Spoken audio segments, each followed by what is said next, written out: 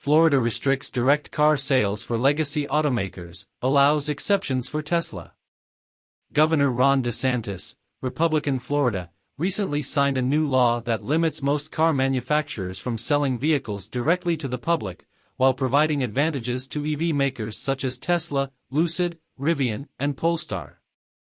The legislation, set to be enforced from July 1, imposes obstacles for major car manufacturers, which are prohibited from bypassing independent dealerships and selling vehicles directly to consumers if they had existing agreements with independent dealers in the state prior to the law's enactment. DeSantis approved HB 637 on Tuesday. Similar laws are in place in other states, but Florida is the only one to contain a carve-out that benefits certain companies. Tesla has challenged a ban in Louisiana, calling it protectionist, anti-competitive, and inefficient. The text of Florida's bill states that a licensee, a manufacturer, an importer, or a distributor, or their agent, may not directly or indirectly own, operate, or control, by contract, agreement, or otherwise, a motor vehicle dealership for any line make in this state, if they have manufactured, imported, or distributed motor vehicles of any line make which have been or are offered for sale under a franchise agreement in this state with an independent person. However, it also states that any person who is not prohibited by this section may be issued a license. This means that legacy automakers can't obtain licenses to sell directly to customers if they already have franchise agreements in place. The law prevents automakers from selling vehicles through factory stores and is similar to regulations in other states. This means that Tesla could continue to sell its vehicles directly to buyers without an intermediary, while a Ford EV would be subject to retail pricing from a dealer.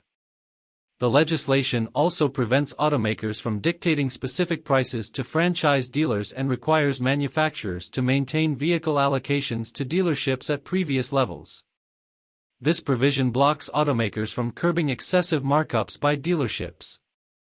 Last year, a Ford dealer doubled the price of an F-150 Lightning, adding a $69,000 markup. Unlike other states such as Louisiana, New Mexico, and Texas, which also prohibit automakers from selling vehicles directly to consumers, Florida's law stands out as it creates an exception for specific companies. Tesla has permission to directly sell its vehicles to customers in Delaware and Michigan. Critics of the law argue that dealerships introduce unnecessary costs and sales pressure, resulting in additional fees on top of the manufacturer's suggested retail price. On the other hand, proponents, such as the Florida Automobile Dealers Association, FADA, say that dealerships play a crucial role in providing warranty work, service, and customer support, Inside EVs reported. FADA believes that dealerships foster price competition, prevent monopolies, simplify the buying process, create jobs, and generate tax revenue. General Motors said in a statement to CBS MoneyWatch that it will continue to assist its customers while adhering to the laws of Florida.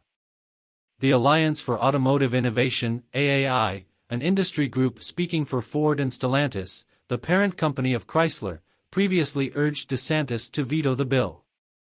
Wayne Weichel, Vice President of State Government Affairs for AAI, expressed concerns about the legislation in a letter to DeSantis. Weichel requested a veto of the bill, highlighting issues such as mandated revenue sharing for dealers from over-the-air updates, OTAs, unnecessary investigations by the Department of Highway Safety and Motor Vehicles, restrictions on vehicle reservations, and unequal treatment of traditional automakers compared to new EV market entrants. This legislation will add unnecessary costs to the motor vehicle franchise statute at the expense of consumers and make Florida an outlier regionally and nationally in laws that govern the relationship between automobile manufacturers and their franchise dealers, Weichel wrote, PDF. AAI argued that the bill would complicate the vehicle buying process, diminish the ownership experience, increase costs, and interfere with existing private contracts between manufacturers and dealers. The letter stated that vehicle owners may not be able to get features in Florida that are available in other states and all costs to the motor vehicle franchise system. Weichel emphasized the need for a balanced approach that considers the interests of both entities while promoting choice and competition for the benefit of consumers.